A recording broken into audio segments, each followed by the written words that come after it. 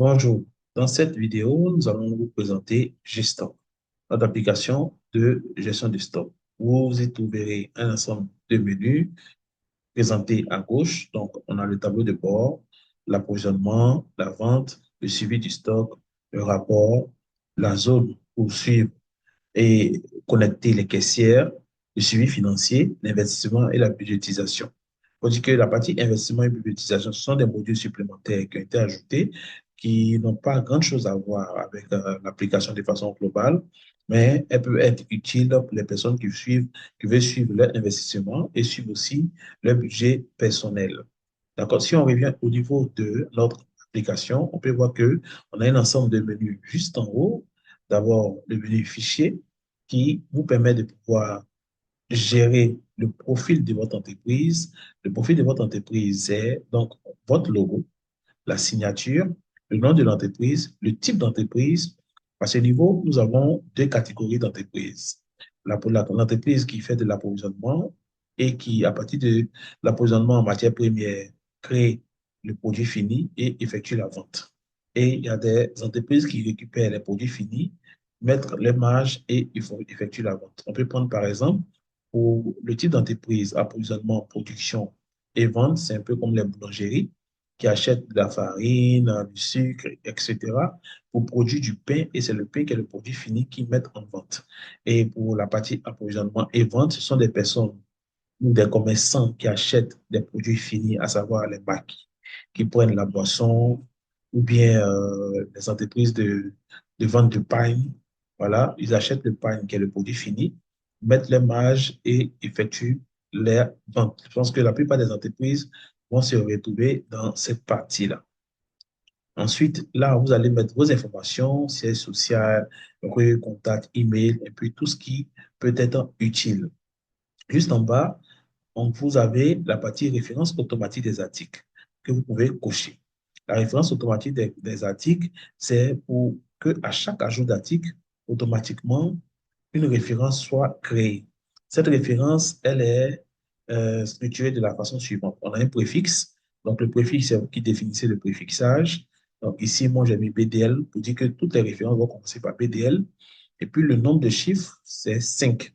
5 pour dire qu'on aura 5 chiffres. Donc, le premier article sera BDL 00001, ensuite BDL 0002.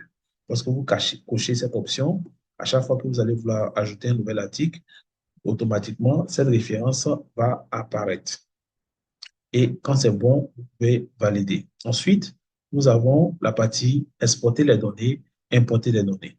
Avant d'importer les données, il faut d'abord les exporter pour voir la structure des données et puis vous aurez la possibilité d'ajouter vos informations selon le modèle, selon la structure acceptée par l'application et puis importer. À ce niveau, bon, je pense que je vous conseillerais plus de faire la saisie directement que de passer par cette option parce qu'elle nécessite quand même un certain niveau de traitement et un certain niveau de manipulation d'Excel.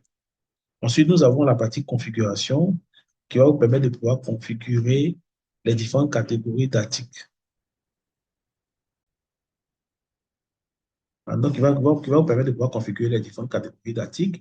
Donc, par exemple, si vous êtes dans la vente de boissons, vous pouvez mettre la bière comme catégorie, le vin comme catégorie, la sucrerie comme catégorie.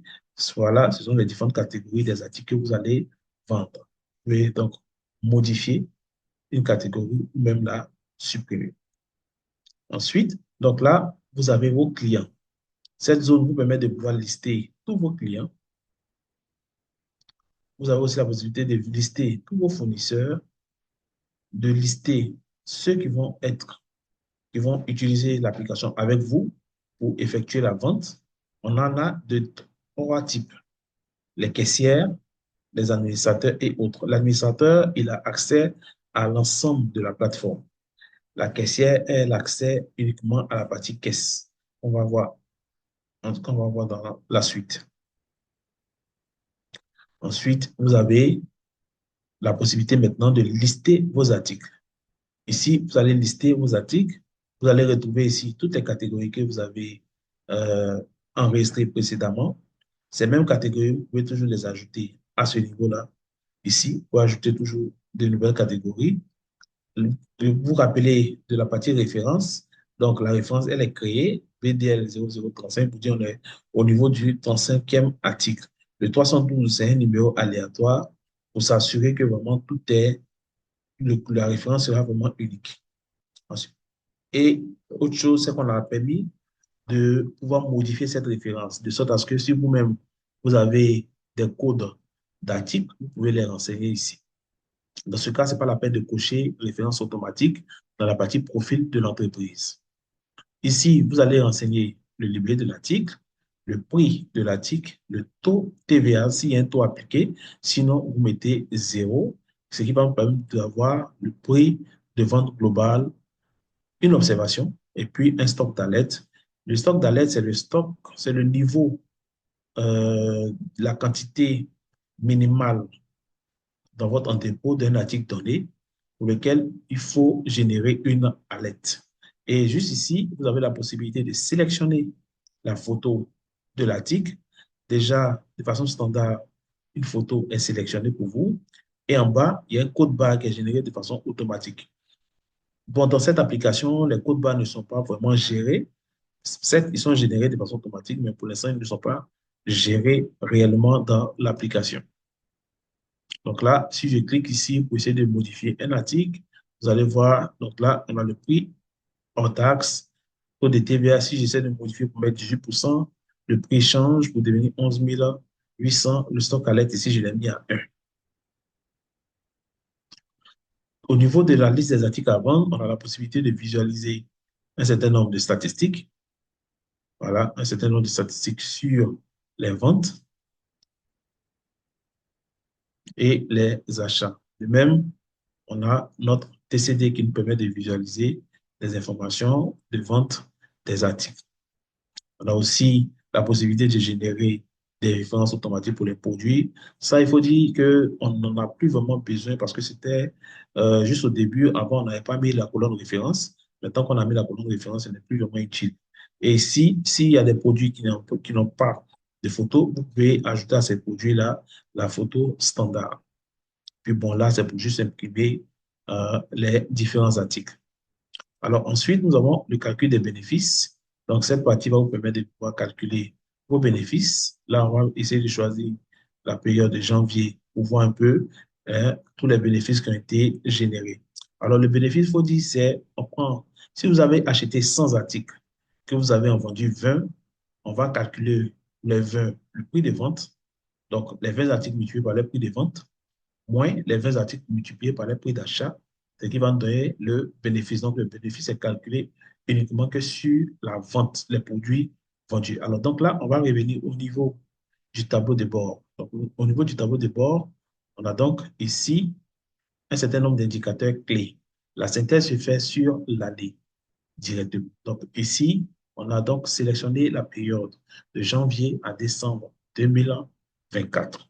La liste des articles vendus, le montant total facturé, le montant total recouvré et le reste dû par les clients. En bas, nous avons le montant total pour toute l'activité et en haut, en vert, nous avons le montant total pour la période sélectionnée. Juste en bas, vous avez le top des actifs vendus, les ventes par mois et puis leur évolution mensuelle. OK? Pour les ventes par mois, on peut visualiser l'évolution des ventes. Par exemple, le 19-12e mois 2024, on constate que la vente a atteint un record de 295 000. Il faut dire que ce sont des données fictives qu'on a intégrées pour vous présenter un peu le fonctionnement de l'application. On a aussi les tendances moyennes, pour voir en moyenne combien vous recevez par jour pour chaque jour vendu, et les tendances en termes de maximum et de minimum avec un tableau détaillé jour par jour des montants des ventes pour chacun, pour le mois sélectionné. Cela est identique au niveau de, des articles.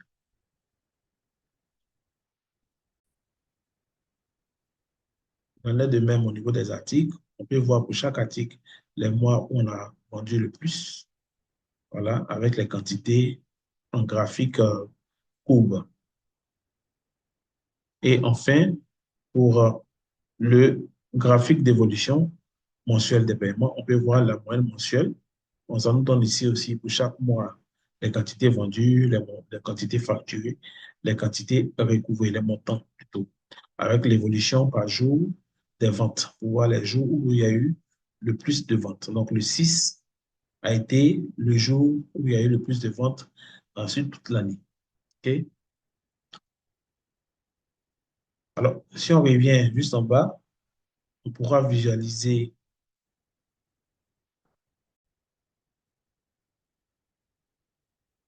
et juste en bas, nous avons donc euh, les ventes par, pour les clients, les meilleurs clients. À droite, on peut voir le reste dû par les clients. Donc là, on a les détails pour avoir la liste des clients qui doivent, avec les montants dus, pour les interpeller. Là, on a un rapport qui va nous présenter de façon détaillée les montants facturés, les montants recouvrés et les restes à payer pour la période sélectionnée. Et c'est la même chose aussi à ce niveau. Au niveau des détails, on a donc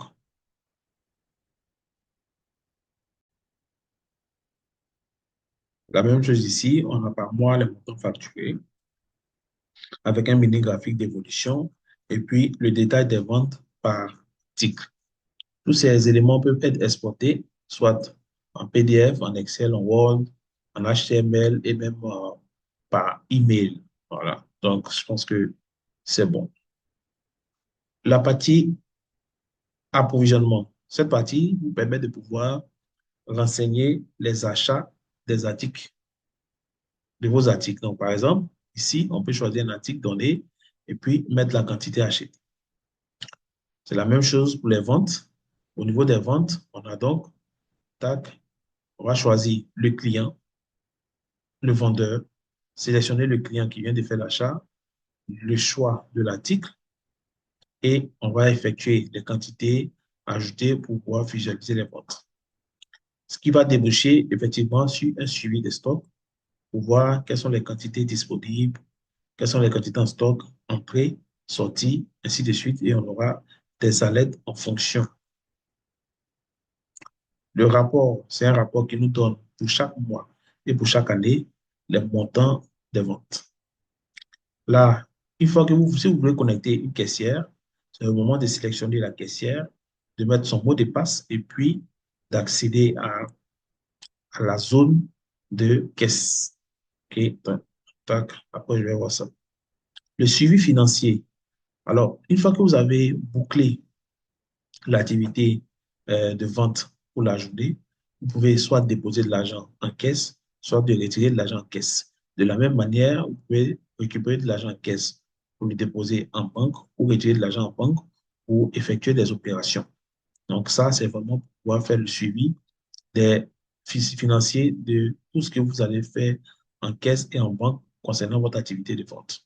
Au niveau de l'investissement, c'est pour suivre l'évolution de vos investissements. Ici, vous sélectionnez l'investissement et ça vous permet de pouvoir voir pour chaque mois quel est le montant dépensé, les montants et les montants, les recettes, pour pouvoir avoir une estimation globale de votre retour sur investissement. Et puis bon, là, la budgétisation, c'est vraiment votre budgétisation.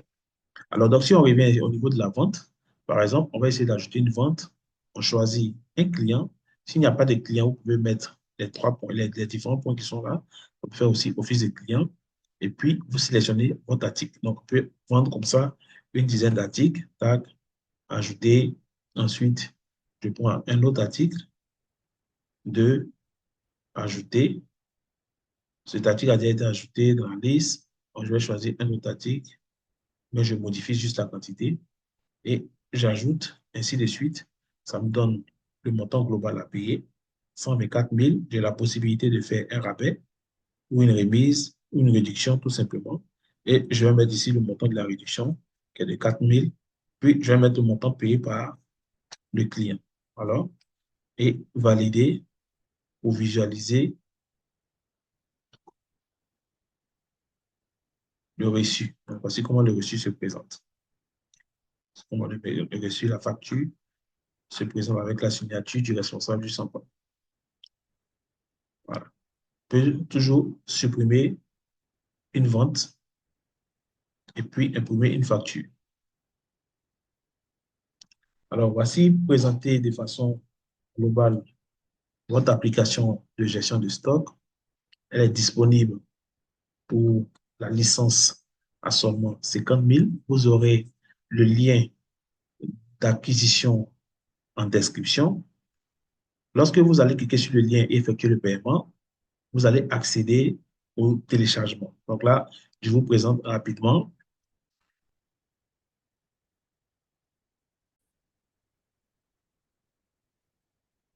Vous allez accéder au téléchargement et une fois le téléchargement effectué, vous allez voir un fichier de ce type.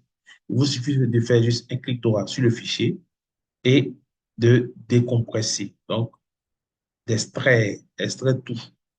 OK, on va extraire le fichier pour voir le côté décompressé de ce fichier-là.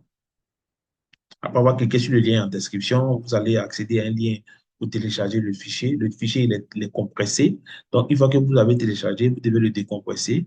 Ouvrir le dossier qui contient les informations. Vous allez lancer le install.exe avec le logo ordinateur. Donc là, je lance.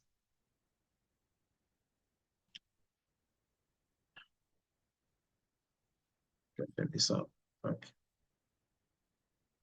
Oui, j'autorise.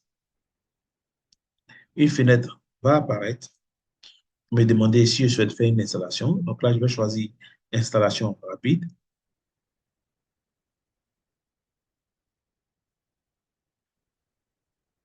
L'installation rapide va permettre de pouvoir installer tous les paramètres standards qui ont déjà été définis dans l'application pour permettre à l'utilisateur d'aller plus vite. Donc là, cette fenêtre va apparaître. Vous allez cliquer sur Entrée et vous allez vous inscrire. Vous allez vous inscrire. Une fois inscrit, nous allons activer votre compte.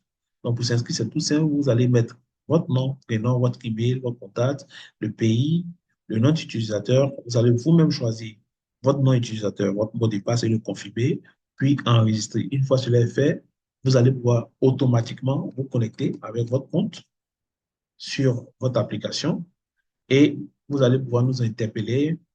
Nous allons recevoir le message et puis activer votre compte totalement pour sortir de la période de la phase dépôt. Alors, si vous êtes intéressé, n'hésitez pas. Vous avez le lien en description. Cliquez sur le lien et contactez-nous pour obtenir votre application. Et cliquez sur le lien pour obtenir votre application. Merci.